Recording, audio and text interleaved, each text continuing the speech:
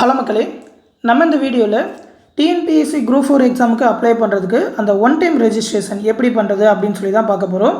அதாவது நீங்கள் ஃபஸ்ட் டைமாக குரூப் 4 எக்ஸாம் டிஎன்பிஎஸ்சிக்கு எந்த எக்ஸாமாக இருந்தாலும் சரி ஃபஸ்ட் டைமாக அப்ளை பண்ண போகிறீங்கன்னா ஒன் டைம் ரெஜிஸ்ட்ரேஷன் அப்படின்னு சொல்லி உங்களோட லாகின் ஐடி பாஸ்வேர்டு நீங்கள் க்ரியேட் பண்ணணும். அதை வச்சு தான் மற்ற எக்ஸாம் எல்லாத்துக்குமே அப்ளை பண்ண முடியும். அந்த லாகின் ஐடி பாஸ்வேர்டு வந்து பர்மனெண்ட்டாக இருக்கும். எல்லா எக்ஸாமுக்குமே அதை வச்சு தான் நீங்கள் அப்ளை பண்ணுற மாதிரி இருக்கும்.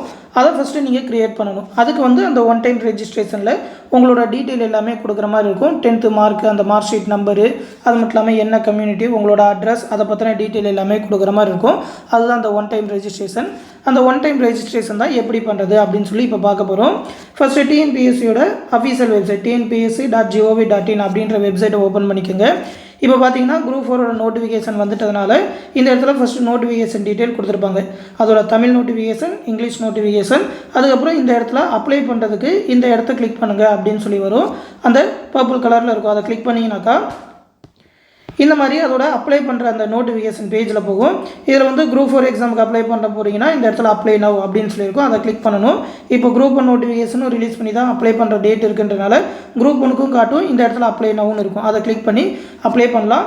அப்ளை பண்ண இதை நீங்கள் கொடுத்தீங்கன்னாக்கா உங்களோட லாகின் ஐடி அண்டு பாஸ்வேர்டு கேட்கும்.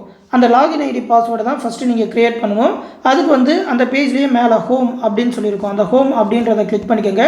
நார்மலாக நோட்டிஃபிகேஷன் வராத டைமில் டிஎன்பிஎஸ்சி வெப்சைட் ஓப்பன் பண்ணிங்கன்னா இந்த மாதிரி தான் இருக்கும். இதில் பார்த்தீங்கன்னா ஃப்ரண்ட்டில் அந்த டேஷ்போர்டில் வந்து அப்ளை ஆன்லைன் அப்படின்னு சொல்லியிருக்கோம். அதை கிளிக் பண்ணிக்கோங்க. அதை கிளிக் பண்ணிங்கனாக்கா எக்ஸ்டர்னல் வெப்சைட்டுக்குள்ளே போகலாமா அப்படின்ற மாதிரி கேட்கும். அதுக்கு வந்து ஓகேன்னு சொல்லிக்கோங்க. ஏன்னா அப்ளை பண்ணுற பேஜ் வந்து டிஎன்பிஎஸ்சியோட இன்னொரு வெப்சைட். அதில் போனீங்கன்னா இந்த மாதிரி தான் இருக்கும். அதில் வந்து இங்கே நிரந்தர பதிவு விவரங்கள்னு இருக்கும். இங்கிலீஷில் பார்த்தீங்கன்னா ஒன் டைம் ரெஜிஸ்ட்ரேஷன் கொடுத்துருப்பாங்க. அதை கிளிக் பண்ணிக்கோங்க. அதை கிளிக் பண்ணிங்கனாக்கா இந்த இடத்துல புதிய பதிவு செய்ய விளைவோர், அதாவது ஃபஸ்ட் டைமாக இப்போ தான் நீங்கள் புதுசாக பண்ண போகிறீங்கனாக்கா அதை கிளிக் பண்ணணும். இப்போ நீங்கள் பண்ணுறீங்கன்னா இல்லை ஏற்கனவே அந்த பாஸ்வேர்டு க்ரியேட் பண்ணியிருக்கீங்க, அதில் ஏதாவது சேஞ்சஸ் பண்ண போகிறீங்கன்னா ஏற்கனவே பதிவு செய்தோர் அப்படின்னு சொல்லி அதை உள்நுழையன்னு இருக்கும். அதை கிளிக் பண்ணணும். சப்போஸ் நீங்கள் ஹால் டிக்கெட் டவுன்லோட் பண்ணுறதா இருக்கட்டும், ரிசல்ட் பார்க்குறதா இருக்கட்டும், அதுக்கெலாம் நீங்கள் இதை தான் கிளிக் பண்ணி போகிற மாதிரி இருக்கும். உங்களோட பாஸ்வேர்டு இதெல்லாம் மறந்துடுச்சு, லாகின் ஐடி மறந்துட்டுனாக்கா இந்த லிங்க்கை யூஸ் பண்ணி நீங்கள் அந்த பாஸ்வேர்டு, லாகின் ஐடி எல்லாத்தையுமே திரும்ப பார்த்துக்கலாம். இப்போ நீங்கள் அப்ளை பண்ணுறதுக்கு இந்த புதிய பதிவு செய்ய விளைவோர் அப்படின்றத கிளிக் பண்ணிக்கோங்க. அதில் போனீங்கன்னாக்கா ஃபஸ்ட்டு அந்த பயனாளர் குறியீட்டை உருவாக்குங்கன்னு கேட்கும். உங்களுக்குன்னு நீங்கள் ஒரு லாகின் ஐடி நேம் உருவாக்கிக்கணும். உங்களோட பேரோ இல்லை மற்ற பேரோ இருக்கிற மாதிரி நம்பர்ஸு, சிம்பிள் இந்த மாதிரிலாம் இருக்கிற மாதிரி சேர்ந்து இந்த இடத்துல லாகின் ஐடி உங்களுக்கு மெமரியில் இருக்கிற மாதிரி அதை டைப் பண்ணிக்கோங்க. அந்த லாகின் ஐடி வந்து இன்னொருத்தவங்க யூஸ் பண்ணாததாக இருக்கணும்.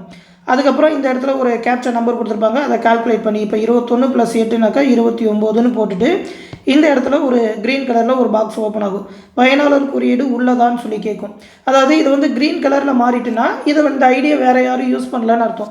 அதை நீங்கள் யூஸ் பண்ணிக்கலாம். சப்போஸ் ரெட் கலரில் வருது, வேறு யாராவது வச்சுருக்காங்கனாக்கா இந்த லாகின் ஐடி நேமை நீங்கள் மாற்றுற மாதிரி இருக்கும். வேறு ஏதாவது அதில் நம்பர்ஸ் இந்த மாதிரி கலந்துருக்கிற மாதிரி பார்த்துக்கோங்க.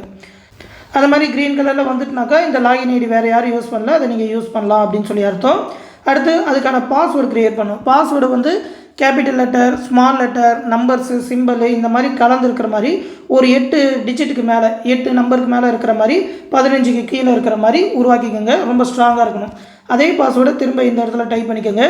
அடுத்து மின்னஞ்சல் முகவரியில் உங்களோட இமெயில் ஐடி, ஒரு அஃபீஷியலான இமெயில் ஐடி கொடுங்க. ஏன்னா அதில் தான் உங்களுக்கான டீட்டெயில் எல்லாமே சென்ட் பண்ணுவாங்க. அப்படின்றனால பர்மனெண்ட்டாக இருக்கிற மாதிரி ஒரு மெயில் ஐடி, ஆக்டிவாக இருக்கிற மாதிரி யூஸ் பண்ணுற மாதிரி இருக்கிறத கொடுத்துக்கோங்க. அடுத்து விண்ணப்பதாரின் பெயர்னு கேட்கும். இதில் வந்து உங்களோட 10th மார்க் ஷீட்டில் என்ன மாதிரி நேம் இருக்கோ அதே மாதிரி கொடுங்க. டேட் ஆஃப் பர்த், டிசிலாம் மாறி இருந்தாலும் 10th மார்க் ஷீட்டை வச்சு அதுக்கேற்ற மாதிரி மாற்றிக்கலாம். ஆனால் 10th மாற்ற முடியாதுன்றனால 10th மார்க் ஷீட்டில் இருக்கிற மாதிரி இதில் மாற்றிக்கோங்க. அடுத்து உங்களோட மொபைல் நம்பர், ஆக்டிவாக இருக்கிற மொபைல் நம்பர் கொடுங்க. அதுக்கு வந்து ஓடிபி அனுப்புவாங்க. சப்போஸ் ரீசார்ஜ்லாம் பண்ணலன்னா பண்ணி வச்சுருங்க. ஓடிபி சென்ட் பண்ணுவாங்க. அந்த ஓடிபியை கொடுத்தீங்கன்னாக்கா இந்த இடத்துல ஓடிபியை அனுப்புவதன் மூலம் சரிபார்க்கும்னு இருக்குது. அதை கிளிக் பண்ணிங்கன்னா அந்த நம்பருக்கு ஓடிபி வரும். அதை நீங்கள் டைப் பண்ணிட்டீங்கன்னாக்கா வெரிஃபை ஆயிரும். அந்த நம்பர் உங்களுக்கு ரெஜிஸ்டர் ஆயிரும். அடுத்து பார்த்தீங்கன்னா உங்களோட பேரண்ட்ஸ் நேம், தந்தையார் பெயர் இதில் டைப் பண்ணணும். தந்தையாரோட பூர்வீக மாவட்டம், ஃபஸ்ட் டைம் நீங்கள் அப்ளை பண்ணுறப்ப அவங்களோட மாவட்டத்துக்கு எந்த விதமான ப்ரூஃபும் கொடுக்க தேவையில்லை. சப்போஸ் நீங்கள் திரும்ப அந்த பூர்வீக மாவட்டம்லாம் மாற்றுறீங்கனாக்கா அதுக்கு ப்ரூஃப் கொடுக்குற மாதிரி இருக்கும். அதனால் முதல் தடவை கொடுக்குறப்பே கரெக்டாக கொடுத்துக்கோங்க. அடுத்து தாயார் பெயர், தாயாரோட பெயர், அவங்களோட இனிஷியல். அடுத்து உங்களோட பிறந்த தேதி, 10th மார்க் ஷீட்டில் இருக்கிற மாதிரி டேட் ஆஃப் பர்த் கொடுத்துக்கோங்க. அடுத்து உங்களோட பூர்வீக மாவட்டம், நீங்கள் எங்கே பிறந்தீங்க அப்படின்னு சொல்லி அதோட டீட்டெயில் எல்லாமே. உங்கள்கிட்ட டேட் ஆஃப் பர்த் சர்டிஃபிகேட் இருந்து அதோட டீட்டெயில் எல்லாமே 10th கரெக்டாக மேட்ச் ஆனால் அதை கொடுங்க. அப்படி இல்லைனாக்கா எந்த மாவட்டத்தில் போகிறீங்களோ அதை கரெக்டாக கொடுத்துருங்க. அடுத்து பாலினம் மேலா ஃபீமேலான்னு கொடுத்துக்கோங்க. அடுத்து மதம் ஹிந்துவா கிறிஸ்டினா அப்படின்னு சொல்லி உங்களோட மதத்தை செலக்ட் பண்ணிக்கோங்க. அதுக்கப்புறம் தேசியமில் மேக்ஸிமம் சிட்டிசன் ஆஃப் இந்தியாவாக தான் இருக்கும், இந்தியா அப்படின்னு சொல்லி செலக்ட் பண்ணிக்கோங்க. அது எல்லாத்தையுமே செலக்ட் பண்ணதுக்கப்புறம் கீழே வந்து உங்களோட கம்யூனிட்டி கேட்பாங்க. அதில் வந்து அதர்ஸா அப்படி இல்லைனா கம்யூனல் ரிசர்வேஷன் கேட்டகரியானு, அதாவது பிசி எம்பிசி அப்படி இல்லைனாக்கா டிஎன்சி எஸ்சி எஸ்டி எஸ்சிஏ அப்படி இல்லைனா பிசிஎம் இந்த மாதிரி ஏதாவது ஒரு கேட்டகரியில் வரீங்கனாக்கா கம்யூனல் ரிசர்வேஷன் கேட்டகரின்னு சொல்லி கொடுக்கணும். ஓகேவா? அப்படி இல்லைன்னா அதர்ஸ் அப்படின்னு சொல்லி கொடுத்துக்கலாம். ஜென்ரல் அப்படின்னு சொல்லி வரும். உங்களுக்கு ரிசர்வேஷன் கிடைக்காது. உங்களுக்கு ரிசர்வேஷன் வேணுன்னா இதில் கரெக்டாக கொடுத்துக்கோங்க. இதை எப்போனாலும் நீங்கள் சேஞ்ச் பண்ணிக்கலாம். அதில் நீங்கள் என்ட்ரு பண்ணிட்டீங்கன்னாக்கா இந்த இடத்துல உங்களுக்கு உறுதிப்படுத்தல்னு வரும். சப்போஸ் நீங்கள் ரிசர்வேஷன் கேட்டகரின்னு கொடுத்தீங்கன்னா அதற்கான கம்யூனிட்டி சர்டிஃபிகேட் டீட்டெயில் எல்லாமே கொடுக்குற மாதிரி இருக்குன்னு வரும். அது மட்டும் இல்லாமல் ஃபீமேல் கேண்டிடேட் வந்து மேரேஜ் ஆகிடுச்சுனாக்கா அதுக்கப்புறமும் உங்களோட ஃபாதர் டீட்டெயிலை வச்சு தான் கம்யூனிட்டி சர்டிஃபிகேட் வாங்கணும். உங்களோட ஹஸ்பண்ட் டீட்டெயிலை வச்சு வாங்கக்கூடாது. வேறு கம்யூனிட்டியாக அவங்க இருப்பாங்க, அதெல்லாம் ஏற்றுக்க மாட்டாங்க. உங்களோட பேரண்ட்ஸ் என்ன கம்யூனிட்டியோ அந்த கம்யூனிட்டி தான் உங்களுக்கு வரும். அடுத்து அந்த கம்யூனல் ரிசர்வேஷன் கேட்டகரின்னு கொடுத்துட்டு வித்தின் தமிழ்நாடுன்னு கொடுத்துட்டிங்கனாக்கா அந்த என்ன கேஸ்ட்டுன்னு வரும், உங்களோட ஜாதியின் பெயர், அதுக்கப்புறம் என்றைக்கு அந்த கம்யூனிட்டி சர்டிஃபிகேட் எங்கே வாங்குனீங்க, எந்த மாவட்டம் எந்த வட்டம், அது மட்டும் இல்லாமல் அந்த கம்யூனிட்டி சர்டிஃபிகேட் யார் கொடுத்தா, அந்த கம்யூனிட்டி சர்டிஃபிகேட்டில் ஒரு நம்பர் இருக்கும். இப்போ ரீசெண்டாக வர கம்யூனிட்டி சர்டிஃபிகேட்லாம் பார்த்தீங்கன்னா அந்த கம்ப்யூட்டர் பிரிண்ட்டாக இருக்குது. அதில் அந்த டிக்லாம் கரெக்டாக இருக்கான்னு பார்த்துக்கோங்க. ஃபோட்டோவோடு வரும் இப்போ வராது எல்லாமே. அந்த மாதிரி கரெக்டாக டீட்டெயில் எல்லாமே இருக்கா அப்படின்னு சொல்லி பார்த்துக்கோங்க. ஸ்பெல்லிங் மிஸ்டேக்லாம் இருக்கக்கூடாது. அந்த சான்றிதழ் எண் இதில் டைப் பண்ணிக்கோங்க. என்றைக்கு அந்த சான்றிதழ் வாங்கினீங்களோ அதோட டேட்டை இதில் போட்டுக்கிட்டு சேமி மற்றும் தொடர் அப்படின்னு சொல்லி கொடுத்துட்டிங்கனாக்கா ஃபஸ்ட்டு ஸ்டெப்பு ஓவர். ஓகேவா? முதற்கட்ட பதிவு வெற்றிகரமாக முடிந்துள்ளது அப்படின்னு சொல்லி இங்கே வந்துடும். அதுக்கப்புறம் பார்த்தீங்கன்னா உங்களோட அந்த 10th டீட்டெயில் எல்லாமே கொடுக்கணும். பள்ளி இறுதி வகுப்பு. பள்ளி இறுதி வகுப்புனா நீங்கள் 10th கொடுத்தா போதும், உடனே 12th தான் கொடுக்கணும் இல்லை, 10th பேஸ் பண்ணி தான் கேட்பாங்க. உங்களோட 10th ரெஜிஸ்ட்ரேஷன் நம்பர், உங்களோட 10th மார்க் ஷீட்டில் கீழே வந்து ரெஜிஸ்ட்ரேஷன் நம்பர்னு கொடுத்துருப்பாங்க. அந்த ரெஜிஸ்ட்ரேஷன் நம்பர் கொடுக்கணும். மேலே தான் சர்டிஃபிகேட் நம்பர்னு இருக்கும், அதுவும் கொடுக்குற மாதிரி இருக்கும். அந்த சர்டிஃபிகேட் நம்பர் ரெஜிஸ்ட்ரேஷன் நம்பரில் குழப்பிக்காதீங்க. ரெஜிஸ்ட்ரேஷன் நம்பர்னால் அந்த ஹால் டிக்கெட்டில் என்ன உங்களுக்கு நம்பர் கொடுத்து நீங்கள் 10th எக்ஸாம் எழுதுனீங்களோ அந்த நம்பர், அந்த ரெஜிஸ்ட்ரேஷன் நம்பர் இதில் டைப் பண்ணிக்கோங்க. அடுத்து எந்த மாதத்தில் எந்த வருஷத்தில் நீங்கள் பாஸ் பண்ணீங்க அப்படின்னு சொல்லி அந்த மந்த்து டேட்டு, மேக்ஸிமம் அந்த ஏப்ரல் மே அப்படின்ற மாதிரி தான் கொடுக்குற மாதிரி இருக்கும். அந்த இயரை கொடுத்துக்கோங்க. உங்களோட சர்டிஃபிகேட்லேயே அந்த மந்த் இருக்கும். அடுத்து 10th மார்க் ஷீட்டில் என்ன டேட் ஆஃப் பர்த் இருக்குது அப்படின்னு சொல்லி அதை கொடுத்துக்கோங்க. அந்த டேட் ஆஃப் பர்த் படி தான் எல்லாமே இருக்கும். அதனால் 10th மார்க் ஷீட்டோட டீட்டெயில் தான் பர்மனெண்ட். அடுத்து எந்த ஸ்டேட் போர்டா மெட்ரிகுலேஷனா சிபிஎஸ்சி அப்படின்னு சொல்லி இதில் இருக்கும், அதை செலக்ட் பண்ணிக்கோங்க. அந்த இறுதி வகுப்பு சான்றிதழ் எண், உங்கள் 10th மார்க் ஷீட்டுக்கு மேலே சான்றிதழ் எண் சர்டிஃபிகேட் நம்பர்னு இருக்கும். அந்த சர்டிஃபிகேட் நம்பர் இதில் டைப் பண்ணிக்கோங்க. எந்த லாங்குவேஜில் படிச்சிங்க, தமிழா இங்கிலீஷா அப்படின்னு சொல்லி இதில் செலக்ட் பண்ணிவிட்டு அடுத்து உங்களோட அட்ரஸ் டீட்டெயில் கொடுக்குற மாதிரி இருக்கும். இதில் வந்து தொடர்பு முகவரி நிரந்தர முகவரின்னு இருக்கும். அதாவது இப்போ நீங்கள் இருக்கிற கான்டாக்ட் அட்ரஸ் இது வந்து பர்மனெண்ட் அட்ரஸ். வேறு எங்கேயாவது நீங்கள் வேலை பார்த்துட்டு இருக்கலாம், அந்த கான்டாக்ட் அட்ரஸ் எல்லாத்தையுமே ஓகேவா, அது எல்லாத்தையுமே இங்கே கொடுக்கணும். பர்மனெண்ட் அட்ரஸ் வேறு இருந்ததுன்னா அது இதில் கொடுக்கணும். ரெண்டுமே சேமாக இருந்தால் இதை டைப் பண்ணிவிட்டு இந்த இடத்துல ஒரு செக் பாக்ஸ் இருக்குது. அந்த செக் பாக்ஸை நீங்கள் டிக் பண்ணிட்டீங்கன்னாக்கா அந்த டீட்டெயில் எல்லாமே தானாக இங்கே வந்துடும். வந்ததுக்கப்புறம் சேமி மற்றும் தொடர் அப்படின்னு சொல்லி கொடுத்துக்கோங்க. கரெக்டாக எல்லாத்தையுமே டைப் பண்ணிட்டீங்கன்னாக்கா அடுத்த ஸ்டெப்புக்கு போயிடும். அடுத்த ஸ்டெப்பில் வந்து உங்களோட ஃபோட்டோ சிக்னேச்சர் அப்லோட் பண்ணணும். கரெக்டாக இப்போ இருக்கிற ஃபோட்டோ ஒரு 3 மந்த்தில் இருக்கிற மாதிரி பார்த்துக்கோங்க. பழைய ஃபோட்டோவாக இருந்தாலும் அதில் எந்த விதமான ப்ராப்ளமும் இல்லை. ஃபோட்டோ வந்து ஒரு 50 கேபிக்குள்ளே 20லேருந்து 50 கேபிக்குள்ளே இருக்கிற மாதிரி இருக்கணும். அதோட பிக்சல் டீட்டெயில் எல்லாமே கொடுத்துருப்பாங்க. 170x130ன்னு ஒரு 200 வரைக்கும் இருந்தாலும் பிரச்சனை இல்லை. ஆனால் கேபி வந்து ஒரு 20 to 50, சில நேரத்தில் இன்வேலிட்னு வந்ததுனாக்கா ஒரு 30லேருந்து 40 கேபிக்குள்ளே இருக்கிற மாதிரி அதை ரீசைஸ் பண்ணிக்கோங்க. ரீசைஸ் பண்ணிவிட்டு அப்லோட் பண்ணிங்கனாக்கா இந்த இடத்துல அப்லோட் ஆயிரும். இந்த இடத்துல சூஸ் ஃபைல்னு இருக்கும், அதை யூஸ் பண்ணி தான் நீங்கள் அப்லோட் பண்ணுற மாதிரி இருக்கும். அதே மாதிரியே சிக்னேச்சர் வந்து ஒரு 10லேருந்து 20 கேபிக்குள்ளே இருக்கிற மாதிரி. ப்ளூ பென்னோ பிளாக் பென்னோ எந்த கலர் பென்னாலும் ஓகே. அதே மாதிரி ஃபோட்டோ வந்து ஒயிட் பேக்ரவுண்டில் இருக்கிற மாதிரி மேக்ஸிமம் அப்லோட் பண்ணிக்கோங்க. ஆனால் எந்த பேக்ரவுண்டாக இருந்தாலும் டிஎன்பிஎஸ்சியில் அக்செப்ட் பண்ணிக்குவாங்க. எஸ்எஸ்சி ரயில்வேல தான் ஒயிட்டில் இருக்கணும்னு சொல்லுவாங்க. டிஎன்பிஎஸ்சியில் பேக்ரவுண்ட் வந்து ப்ளூவாக இருந்தாலும் அக்செப்ட் பண்ணிக்குவாங்க. அதை வந்து ஒயிட்டாக மாற்றிக்கோங்க. ஒயிட்டாக மாற்றிக்கிட்டிங்கன்னா ஃபோட்டோ கொஞ்சம் கிளியராக இருக்கும்.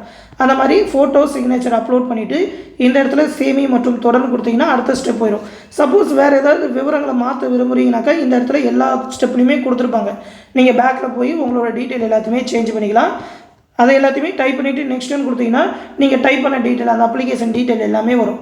அது எல்லாத்தையுமே சரி பார்த்துட்டு கீழே அந்த டிக்ளரேஷன் உறுதிமொழின்னு இருக்கும். அதில் வந்து இந்த இடத்துல செக் பாக்ஸ் இருக்கும். அந்த செக் பாக்ஸை டிக் பண்ணிவிட்டு சேமி மற்றும் தொடர் அப்படின்னு சொல்லி கொடுத்தீங்கன்னாக்கா இந்த மாதிரி ஒரு நோட்டீஸ் கட்டும், அதாவது ஒன் டைம் ரெஜிஸ்ட்ரேஷனில் கொடுத்த டீட்டெயிலை நீங்கள் பிரிண்ட் பண்ணிக்கலாம், எப்போனாலும் அதை மாற்றிக்க முடியும் அப்படின்னு சொல்லி ஒரு அலர்ட் மாதிரி காட்டுவாங்க. அதில் சரி அப்படின்னு சொல்லி கொடுத்துட்டிங்கனாக்கா அதே மாதிரி அந்த அப்ளிகேஷன் ஃபார்மை ரிவ்யூ பண்ணும். அதுக்கு கீழே வந்து கட்டணம் செலுத்தவும் தொடரவும்னு வரும். அதாவது நீங்கள் ஒன் டைம் ரெஜிஸ்ட்ரேஷன் பண்ணுறதுக்கு ஒரு 150 ரூபா ஃபீஸ் கட்டுற மாதிரி இருக்கும். இது வந்து 5 வருஷத்துக்கு ஒரு தடவை கட்டினா போதும். 5 வருஷத்துக்கு அப்புறம் நீங்கள் ரெனியூவல் பண்ணுற மாதிரி இருக்கும். 150 ரூபா எல்லாருமே கட்டணும்.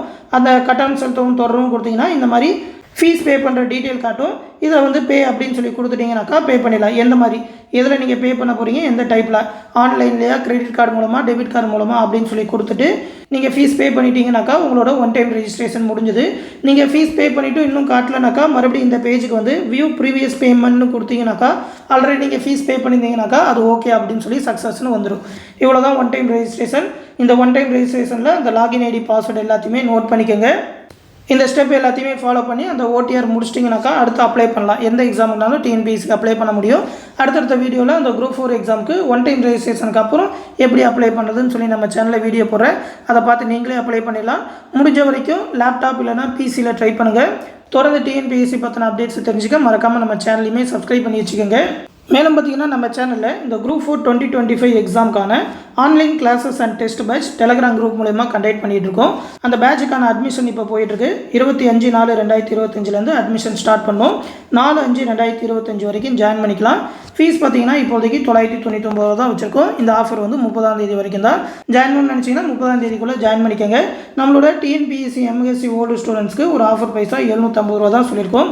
இந்த பேட்ச்லேயே பார்த்தீங்கன்னாக்கா டிஎன்பிஎஸ்சியோட புதிய சிலபஸ், அந்த தமிழ் சிலபஸ்க்கான ஸ்பெஷல் மெட்டீரியல் பிடிஎஃப், அது மட்டும் இல்லாமல் ப்ரீவியஸ் இயர் கொஸ்டின் ஒரு 15,000 ப்ளஸ் கொஸ்டினுக்கான ப்ரீவியஸ் இயர் அந்த டாபிக் வைஸாக எடுத்த ப்ரீவியஸ் இயர் கொஸ்டின் பிடிஎஃப், அது மட்டும் இல்லாமல் மேக்ஸ் ரீசனிங்கோட கம்ப்ளீட் வீடியோ கிளாஸஸ், ஒரு 20 டாபிக் கிட்ட மேக்ஸ் படிக்கணும், அதற்கான ஒரு 3,000 ப்ளஸ் ப்ராப்ளம்ஸோட வீடியோ கிளாஸஸ், அந்த எக்ஸ்ப்ளனேஷன் கிளாஸஸ் கொடுப்போம். அது இல்லாமல் ஒரு 25 தேர்வுகள் கண்டக்ட் பண்ணுவோம். அந்த தேர்வுகள் கேட்குற மேக்ஸ் ரீசனிங்கான எக்ஸ்ப்ளனேஷன் வீடியோஸ், அது மட்டும் இல்லாமல் ஸ்டாண்டர்ட் வைஸாக எடுத்த ஒரு 30,000 ப்ளஸ் ஒன் வேர்ட் ஆன்சர்ஸோட ஸ்டடி மெட்டீரியல், புக் பேக் கொஸ்டினுக்கான ஆன்சர் பிடிஎஃப், அது மட்டும் இல்லாமல் special book PDF, polity, history இந்த டாப்பிக்கான ஸ்பெஷல் புக் பிடிஎஃப், அது மட்டும் இல்லாமல் லாஸ்ட் 1 இயர்க்கான கரண்ட் அஃபேர் பிடிஎஃப் எல்லாமே தமிழ்லேயே ப்ரொவைட் பண்ணுவோம். விருப்பம் இருக்கிறவங்க இந்த 8903302290 அப்படின்ற நம்மளோட அட்மின் வாட்ஸ்அப் நம்பருக்கு மெசேஜ் பண்ணி ஜாயின் பண்ணிக்கோங்க. ஃபீஸ் பே பண்ணணும்னு நினைக்கிறவங்க இந்த 8903716083 அப்படின்ற நம்பருக்கு கூகுள் பே மூலமாக பே பண்ணிவிட்டு அது ஒரு ஸ்க்ரீன்ஷாட் எடுத்து அட்மின் நம்பருக்கே சென்ட் பண்ணிங்கனாக்கா அந்த பேட்சில் ஜாயின் பண்ணி விட்ருவாங்க. இந்த பேட்ச் பற்றின ஃபுல் டீட்டெயிலை இந்த பிடிஎஃப்பில் லிங்காக கொடுத்துருக்கேன், எடுத்து பார்த்துக்கோங்க. இந்த பிடிஎஃப்லேயே அந்த எக்ஸாம் ஷெடியூல் எல்லாமே கொடுத்துருப்போம். என்னென்னக்கு என்னென்ன எக்ஸாம், என்னென்ன படிக்கணும், என்னென்னலாம் கலந்து வரும் அப்படின்னு சொல்லி ஃபுல் டீட்டெயில் இதில் இருக்கும். இந்த டீட்டெயில் எல்லாத்தையுமே பார்த்துக்கிட்டு இந்த பேட்சில் ஜாயின் பண்ணிக்கோங்க. குரூப் 4 எக்ஸாம் தேவையான கம்ப்ளீட் கைடன்ஸ் நம்ம சேனலில் ப்ரொவைட் பண்ணிகிட்டு இருக்கோம். அதை கரெக்டாக யூஸ் பண்ணிக்கோங்க. எந்த டவுட்னாலும் நம்மளோட அட்மின் வாட்ஸ்அப் நம்பரில் கேட்டு தெரிஞ்சுக்கோங்க. அடுத்து இன்னொரு முக்கியமான அப்டேட்டோட சந்திக்கிறேன். நன்றி.